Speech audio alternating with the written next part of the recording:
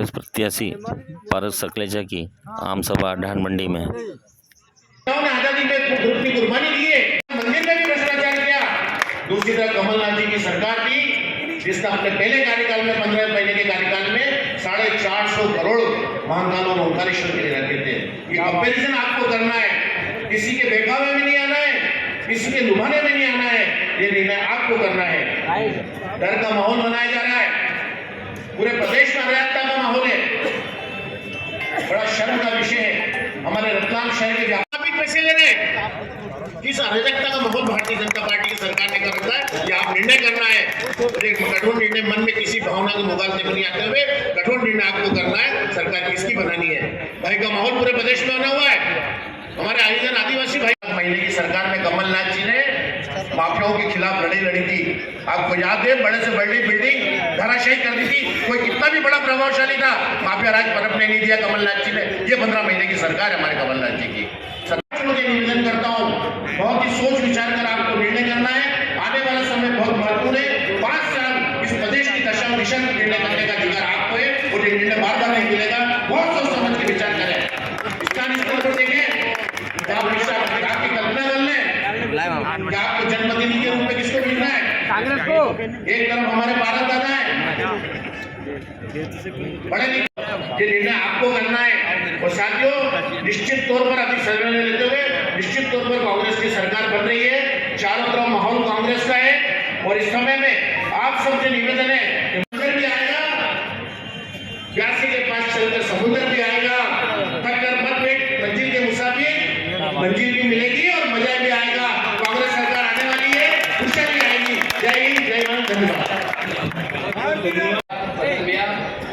यहाँ पर उपस्थित सभी वरिष्ठ, मेरी माताएं, बहनें और सामने खड़ी मेरी ताकत, मेरी जनता और मेरा परिवार, जिन्होंने आप सभी के कारण आज जो इनका प्रेम और इतना आशीष ने मिलकर करता हूँ और बड़ों को मैं चरण करता हूँ और मेरे जो छोटे हैं उनको मेरी तरफ से बहुत सारा प्यार। सम्मानित साथियों, आज हम इतनी बड़ी संख्या में यहाँ पर उपस्थित हुए हैं। हम सभी को एक बात सोचने वाली है। 10 साल पहले एक चुनाव हुआ था, उस उद्योगपति ने हम जनता को बताया था, रतलाम शहर को बताया था कि मेरे पास एक विजन है। विजन कैसा है ये आप देखेंगे। जो सबसे पहला उनका फोटो डाला था, mission with vision for city growth, for industrial growth, for development, for better Ratlam. बहुत इंग्लिश में लिखा था उन्होंने। हम सब तो सरस्वती स्कूल में पढ़े हुए हैं, थोड़ा इंग्लिश में दिमाग हमारा कम चलता है, उसके कारण डिस्ट्रिक्शन नहीं आ पाया था। लेकिन फॉर बेटर रतलाम का मतलब क्या होता है, क्या हुआ हमारा बेटर रतलाम का मतलब? इंडस्ट्रियल ग्रोथ की बात करते हैं तो आप ये बताएं कि 10 साल के अंदर उन्होंने एक भी उद्योग रतलाम शहर के अंदर लगाया या नहीं लगाया? 10 साल में 2013 में बोलते हैं कि फॉर इंडस्ट्रियल ग्रोथ। आज की तारीख में रतलाम का जो युवा है वो सबसे बेरोजगार है। हमने क्या उम्मीद लगाई थी कि अगर कोई विधायक आया है तो हमारे रतलाम शहर के युवाओं को रोजगार देगा, वो काम करेगा हमारे रतलाम शहर के लिए। लेकिन आप बताएं कि 10 साल के अंदर उस उद्योगपति ने क्या एक भी उद्योग रतलाम शहर को दिया या नहीं दिया? क्या दिया? एक भी उद्योग दिया रतलाम शहर को? नहीं दिया। जब भी हम एक ऐसा आभा मंडल बनाया जाता है, मुझे माफ करिए, ऐसा आभा मंडल बनाया जाता है जो हम सोचते हैं कि वाह क्या काम हो रहा है, कितना काम हुआ है यहाँ पर। लेकिन आज तक मैं आपको बताता हूँ, आज तक किसी प्रकार का कोई काम रतलाम में नहीं हुआ। 2013 के अंदर जब विधानसभा के चुनाव चल रहे थे तो ये एक व्यापारी केंद्र है। यहाँ पर बहुत सारे सभी मतलब मैक्सिमम सब व्यापारी लोग हैं, प्रॉपर्टी के ब्रोकर्स हैं। उन्होंने एक यहाँ पर जो बात करी थी कि व्यापारियों को मैं कभी किसी प्रकार की कोई समस्या रतलाम के अंदर नहीं आने दूंगा। अब इनकी सरकार आती है तो अभी आप देखेंगे कि दुकानदारों को सड़क की चौड़ाई के हिसाब से देना होगा टैक्स, नगर पालिका और नगर निगम को। अब एक व्यापारी प्रोफेशनल टैक्स भी भरता है। गवर्नमेंट को भरता है, डबल इंजन की सरकार को भरता है, ठीक है। जीएसटी का मतलब था वन नेशन वन टैक्स, लेकिन टैक्स कितने प्रकार के हुए हमारे ऊपर? 12% का टैक्स अलग लगा है लोगों पे, 18% का टैक्स अलग लगा है लोगों पे, 28% का टैक्स अलग लगा है व्यापारियों पे। मैक्सिमम आप 70 साल भर का 50,000 का उस पर टैक्स लगता। अब व्यापारियों ने बोले कि मेरा बहुमान कैसे होगा, ये तो कांग्रेस के कहने पे हो गया। तो उन्होंने एक बात छुपाई वहां पे कि भैया जी ने शिवराज सिंह जी को कहा कि ये जो आप जो टैक्स लेके आए हैं, जो टैक्स की कंडीशन लाए हैं, ये बहुत गलत है। अब भैया जी ने कैसे कह दिया? तो ऐसा तो नहीं होगा कि हाथों हाथ विरोध हुआ, भैया जी ने टेक्स्ट मैसेज या व्हाट्सएप चलता है आज की तारीख में, तो ये व्हाट्सएप कर दिया होगा। और माननीय मुख्यमंत्री जी बिल्कुल आराम से बैठे होंगे भैया जी के व्हाट्सएप मैसेज देखने के लिए कि भैया जी मैसेज करें, भैया जी व्यापारियों के लिए विरोध करें और मैं टैक्स हटा दूं। ऐसा होता है क्या? ये सोचने वाली बात है। अविकसित कॉलोनियों का अभी तक निराकरण नहीं हुआ है। मुख्यमंत्री जी को ज्ञापन देके आ गए, फोटो खींचा दिया। भूपेंद्र सिंह जी जो नगरीय प्रशासन मंत्री थे, उनको ज्ञापन देके आ गए, फोटो खींचा दिया। उनका निराकरण, अविकसित कॉलोनियों का अभी तक निराकरण नहीं हुआ है। लेकिन हमने जो विरोध किया और उसका जब निराकरण हुआ तो भैया जी ने खुद के बहुमान के लिए ये बता दिया कि ये तो मैंने बोला था, ये तो मुख्यमंत्री जी को मैंने बोला था, तो जाके व्यापारियों पे टैक्स नहीं लगा। कितना हमदर्द, मतलब वो बता रहे हैं आपको। ऐसे झूठे आपा मंडल में अगर हम फंस रहे हैं तो ये हम अपने विवेक का, मतलब जो हमारा विवेक है, हम उसको खो चुके हैं। संजू पिक्चर देखी होगी सबने, देखिए नीचे से एक जहर आता है, वो जहर को क्या बोलते हैं? अखबार। बताओ क्यों? सबका नहीं बोल रहा हूँ मैं, अखबार वालों का, लेकिन मैं आपको बता रहा हूँ। आप सुबह उठ के पढ़ते हैं तो एक दिन आता है कि चलो हमारी Ratlam city, sorry smart city हुई। 2014 के अंदर नरेंद्र मोदी जी ने बोला था कि भारत में 100 स्मार्ट सिटीज बनेगी। आप मेरी बात पे गौर करिएगा। तो 100 स्मार्ट सिटी बनेगी। तत्कालीन जो वहां के अपने प्रशासन मंत्री थे, नगरीय प्रशासन के मंत्री थे, वेंकैया नायडू जी, भैया जी उनके पास जाते हैं, ऐसा ज्ञापन देते हैं कि रतलाम को स्मार्ट सिटी में लेना है, ठीक है। उनको उम्मीद थी कि वह चलो भैया जी उद्योगपति हैं, तो भैया जी वेंकैया नायडू ने ऊपर बड़े बड़े संबंध होंगे लोगों से, तो हमारी स्मार्ट सिटी में आ जाएगी। 3 साल गुजर जाते, स्मार्ट सिटी में नहीं आती। 2018 के अंदर माननीय मुख्यमंत्री जी इसी चौराहे पे आते हैं और कहते हैं कि रतलाम को भले स्मार्ट सिटी में नहीं आई, लेकिन मैं रतलाम को मिनी। 1.5 साल हमारी कांग्रेस की गवर्नमेंट रही, 3 साल भारतीय जनता पार्टी की सरकार को हो गए। 150 करोड़ रुपए के हिसाब से 3 साल का अगर अपन आकलन लगाएंगे तो 450 करोड़ रुपया क्या रतलाम शहर को मिला? 450 करोड़ रुपए में क्या रतलाम शहर की कोई भी मूलभूत सुविधा आप बता दीजिए? आज 450 करोड़ रुपए के नाम से जो हो रहा है, तो यहाँ पे सिर्फ अभी मैं यहाँ तो घूमते हुए आया, देखते हुए आया, तो सिर्फ पेच वर्क हो रहा है। गरीबों के यहाँ पे रोडें नहीं है, मूलभूत सुविधाएं नहीं है। राम रहीम नगर चले जाए, नया गांव चले जाए, विजयखेड़ी चले जाए, कुछ भी सुविधाएं नहीं। उसमें 2 प्रकार के लोग रहते हैं। एक जो ताऊजी रहते हैं, जो बड़े जो रहते हैं बुजुर्ग, उसमें एक रहते हैं जो बिल्कुल ऐसे करके ऐसे मुंह बना के चलते हैं, ना किससे हंसना, ना बोलना, ना कुछ भी नहीं। तो अपन क्या बोलते हैं? यार ये ताऊजी अच्छे नहीं है यार, मजे बात करता है, वो तो मजेदार नहीं है यार, तो झूठा है, मजाक करता रहता है हमसे। तो यही फर्क है। आदमी अगर आपसे हंस के बात कर रहा है, आपसे प्रेम से बात कर रहा है, तो आप उसको जोकर बोल रहे हैं, तो ये बहुत गलत बात है। हाँ, ये हमारे संस्कारों में नहीं है, ना ही आना चाहिए। आपने जाना है कभी उस आदमी को? इंडिया टुडे जो सबसे बड़ा भारत का मैगजीन पेपर है, उन्होंने 23 नवंबर 2011 को दिया था कि मिशन मुफ्त पढ़ाने का। क्या बात है? ये इंडिया टुडे का सबसे ऑथेंटिक पेपर है, मैगजीन। उसमें दादा का नाम आया। हमारे भैया जी अगर इतने भारी थे तो वो बता देते कि इतना विकास करा है, तो वो भी कहीं ना कहीं अच्छा इंडिया टुडे में आना चाहिए था ना। आया हुआ है। किस प्रकार से 10 साल सबसे मेन मुद्दा क्या रहता है यहाँ पे? 10 साल में मेन मुद्दा विधायक का ये रहता है कि वो यहाँ के लोगों के लिए, युवा लोगों के लिए एम्प्लॉयमेंट स्टार्ट करे, रोजगार की व्यवस्था करे। सड़क भी बना दी तो विधायक जी को शायद इच्छा ऐसी थी कि उनको पहले पार्षद का चुनाव लड़ना था, गलती से वो विधायक का ले लिए, नाम पे जीत गए। मैं मतलब उपहास नहीं कर रहा हूँ किसी का, लेकिन आपको ये बात बता रहा हूँ। पेपर में आता है कि अमृत सागर तालाब में पेवर ब्लॉक लगे, सीमेंट कंक्रीट रोड के ऊपर पेवर ब्लॉक लगे और विधायक जी ने उसकी मॉनिटरिंग करी। विधायक जी की मॉनिटरिंग में हो रहा है क्या पेवर ब्लॉक लग रहे हैं। अब सम्मानित साथियों, मुझे ईमानदारी करूंगा आपके साथ, 700 की एलईडी निगम ने 2966 रुपए में खरीदी। कितनी एलईडी खरीदी यहाँ पे? शहर में 1000 लाइटें बदली गई। तो भैया जी उसमें मॉनिटरिंग क्यों नहीं कर रहे थे? वो पेपर ब्लॉक में कर रहे थे इसको लेके, तो भैया सब नाराज हो जाते। मैं आपको यहाँ से एक वचन देता हूँ कि आप जो भी किसी प्रकार का कोई भी टैक्स भरते हैं या जिस भी प्रकार से आपके साथ चोरी हुई है, ये अकेले नहीं मिलेंगे आपको वफा के इस बाजार में।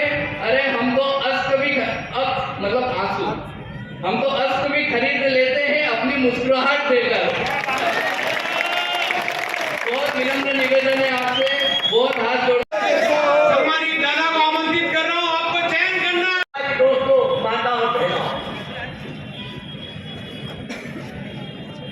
बहुत दिनों बाद उम्मीदवार के रूप में फिर आपके सामने आया हूं मैं।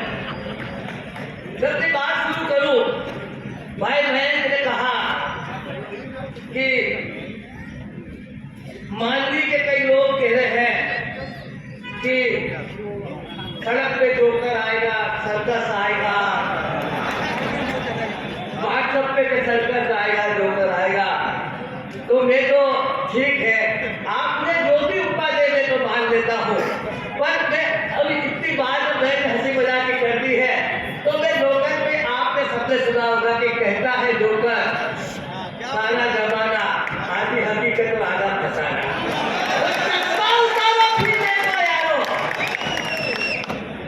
मेरा कहना है उन लोगों से जो आज टोपी पहनकर घूम रहे थे, उनको शर्म नहीं आई कि जिसको चुनाव लड़ रहा है वो घर पर बैठा है और तुम लोग टोपी पहन के घूम रहे हो। शर्म नहीं आई तुमको?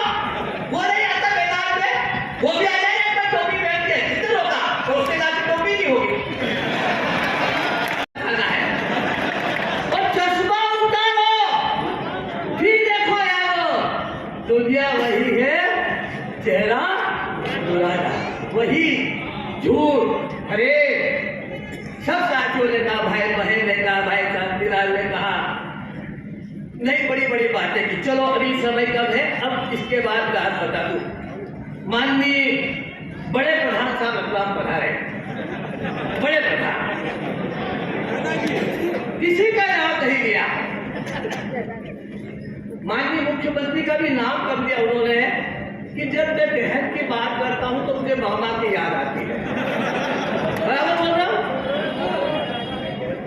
दोस्तों, इतिहास में एक ऐसा उदाहरण है कि जब बहन की बात होती है तो मामा याद आता है, और वह है भगवान कृष्ण को जन्म देने वाली देवकी और उसको मारने की कोशिश करने वाला कंस। तो मैं अपने को सोचना है कि कौन सा मामा याद आता है। वो मामा याद आता है जो कंस वाला है, या कौन सा याद आता है, ये समझ नहीं आता। कैसे कैसे छलावे हमारे साथ सब ओर से हो रहे हैं, सब ओर से हो रहे हैं।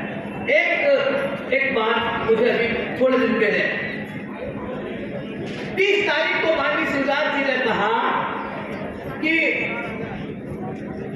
कमलनाथ जी और दिग्विजय सिंह जी फिल्म शोले के जय और वीरू है। याद है आपको? बड़ा बात है, बड़े बड़े आर्टिकल छपे, बड़ी बड़ी न्यूज बनी, जय वीरू है। तो ये शोले का पार्ट 2 है। जय और वीरू तो हो गए कमलनाथ जी और दिग्विजय सिंह जी। अब गब्बर कौन है? शिवराज जी, आपने कहा ना आप मेरे बड़े प्रिय हो, मेरे मित्र भी हो। अब आपने दोनों को जय और वीरू बना दिया, तो गब्बर कौन है ये तो बता देते साथ में हम ना। पर चलो यहाँ तक तो गब्बर, अभी गब्बर तो हो गया भोपाल में, अब रतलाम में बताऊं मैं। ये शोले का पार्ट 2 भोपाल में लगा, शोले का पार्ट 3 रतलाम में चल रहा है। पार्ट 3 यहाँ एक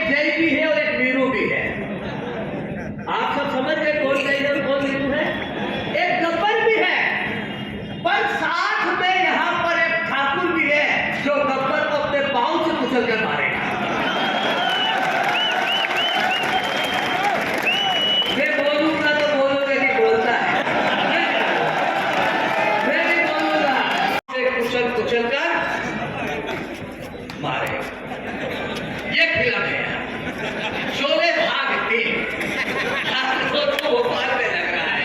नए रतलाम की बात करते हैं कि रतलाम में एक दिन 8,000 लोगों ने जुलूस निकाला था, उसमें 1,000 से ज्यादा महिलाएं थी और वो जुलूस का मोटो था उनका रतलाम, उनका निकला था।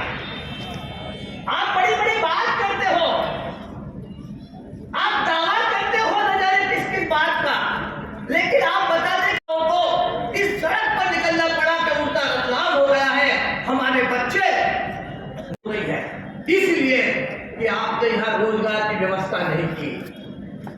आपने रोजगार की व्यवस्था वृंदावन में, स्कूल खोला वृंदावन में, नए उद्योग का एक्सपेंशन किया, वापिस इतना अखबार चलाया बंद कर दिया, 120 कर्मचारी बेकार हो गए, जितना टीवी चलाया बंद कर दिया, 60 कर्मचारी बेकार हो गए। बुरा लगता बोलते तो, बुरा लगता। हम पूछेंगे आपसे, क्यों नहीं पूछेंगे? आप राजनीति करते आए हो तो बताओ तो रतलाम को क्या दिया आपने? स्कूल वहां खोला, काश्यप विद्यापीठ वहां खोला आपने वृंदावन में, तो रतलाम के बच्चों को पढ़ने की जरूरत नहीं है। वहां मेरे शेर, और जैसे ही चुनाव आया, जैसे ही चुनाव आया तो साड़ियां बंटने लगी, वो सिर पे और रख के क्या घूमते, कलश सिर पे आ गए महिलाओं के, मिठाई के डब्बे आ गए, लिफाफे आ गए, तो मुझे एक शायर का शेर याद आ गया। भोजनशालाएं शुरू हो गई चिंतन ताज पीशा जी मेंशन के अंदर भोजन, तो मुझे क्या याद आ गया कि गरीब की थाली में पुलाव आ गया, गरीब की थाली में पुलाव आ गया, लगता है शहर में चुनाव आ गया।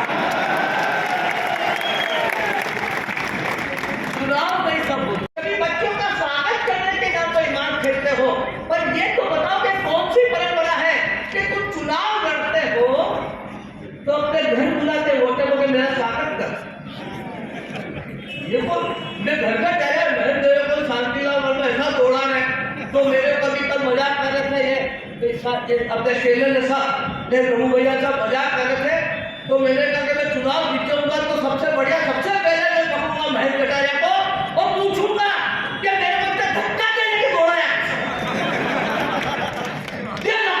5 घंटे दो धक्के, अरे बहन पाओ, अरे दो, तो मैंने कहा कि उसको क्यों नहीं कहना दो, गाड़ी में कल कसारा बाजार गया था हाल में मीडिया, तो कसारा बाजार में दोनों तरफ स्वागत करके तो मेरे बहुत लोग इकट्ठे हुए कि दादा ऐसा था, मान लीजिए कि दोनों एक तरफ खड़े हो जाओ लाइन से और फिर मेरा स्वागत करो गाड़ी पे चढ़कर। वाह, आप तिलक कहाँ लगा है? अगर किसी ने भी सिर पे तिलक लगाया हाथ पे लगता, कोई पंडित है कि नहीं?